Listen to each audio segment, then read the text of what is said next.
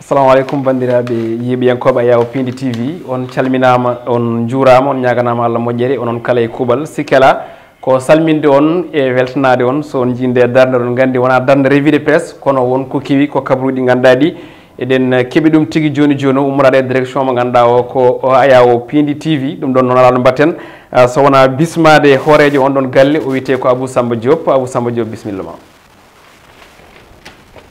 kono noon tigui o wona e fewnitare no hannirta ni Abou Samba Diop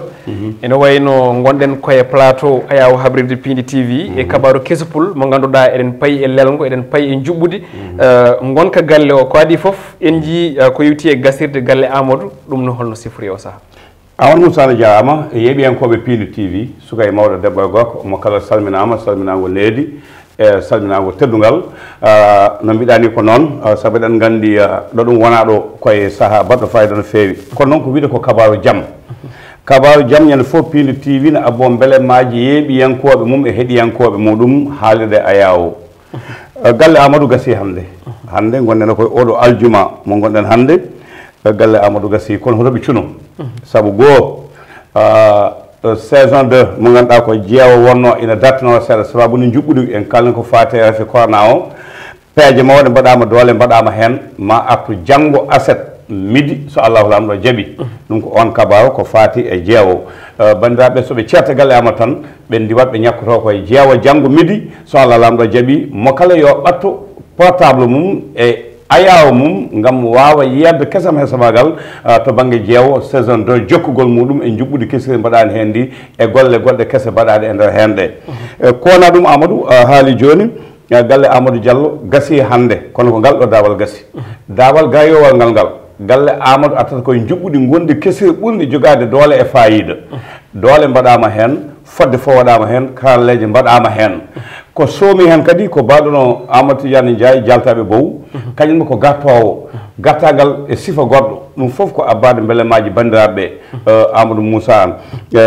ko addi noon ko yettude mo ganduɗa kañum Allah ardini galle o e ñagade kadi saabu eɗen gandi ñande alarba nde suudu sadiji hersitinama kanko dawɗo Moussa Dia o wattama questeur en jetti Allah e nelaɗo en jetti jignaɓe men en jetti sernaɓe men en jettanimo Allah e nelaɗo mum e sernaɓe e dendagal seeko daaɓi ɓe o jiidi yumma e baaba doole makko e oɗo galle anniye makko e oɗo galle yarlita e makko e oɗo galle o ɗananta ko ɗum jamma ñalawma ngam ƴettude leñol ngol ha yetto leƴƴi goɗɗi kala ɗo filma jettano natten wonde suuɗotoɓe comci bonɗi en galle on ñogolon en hande moni kala yi série Diewo ko million ngaji lelna mbaɗa hen galle Amadou fuɗɗi waɗede million ngaji wadde Amadou Moussa an koɗo kabaru mo joguino ɗen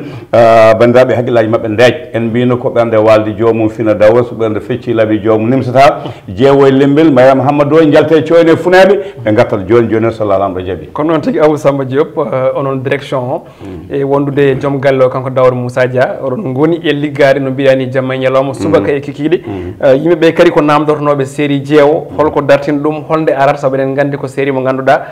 yimɓeɓe kala jiitima koye munen e oɗo saaha hande paaɗen koye juɓɓudi kesiri ndi ganduɗa Piindi TV ina jogori waydude mbaadi kono kadi mbiɗa sikki plateau revue de presse o ene hen jeeya ko hol juɓɓudi exact ndi ganduɗa ndi Piindi TV ne tindi o saaha a jarama e kuuɓal tan ko jamma e ñalawma ko miijade hol peeje nawroje galle o yesso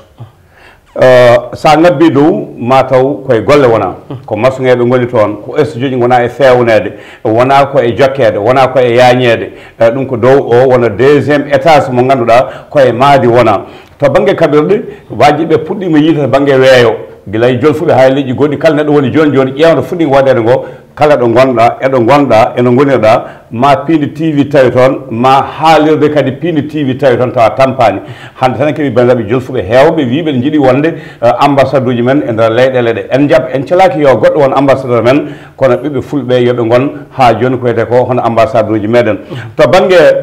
ɗo gonɗen dow ɗo so Allahu lamɗo jaaɓi dow ɗo ko hono nde ɗo huɓe jokkete hen so jokkama fayama dow oɗo ɗo wona ñantede wona fewnitede saabu eɗen gandi revue de presse o ko revue de presse jiɗaɗo oɗon jette an Aissata Ndiaye darde moon jamma ñalawma subaka kikiɗe wadde ɗo koko fewnite so Allah lamɗo jaaɓi ko wiide kadi won jewte goɗɗe e série goɗɗi to banggue maggo gartirteɗi taw ko fina tawa men hanki sernaɓe men hanki jambaɓe men hanki yontaɓe men hanki ndema men awa men faggudu men e gaynaka men jooɗaka jamma jooɗaka ñalawma kono sinno wonno ko ndefu mbiyen fuɗɗima uurde ko fuɗɗi uurde noon ina wawi taw ɓoyata so Allah lamɗo jaaɓi taw koko nafata. Allah jarama Abou Samba Diop mbi sikki ko on nandir noppi moɗon onon yeeɓiyankoɓe kewi wiide nder leydi kamɓe bowal leydi Sénégal saabu en gandi hannde no mbinomi nane subaka wonde dendagal hannde windere nde wuuro Mango e Tokoso leydi mawdi e Tokosi kala a yawa Piindi TV ene toon tawe ina toon kadi ha joni woni ɗum ɗon noon en nani kabaru kesso ko ɗum ɗo wonno ko kabaru baɗɗo fayida kadi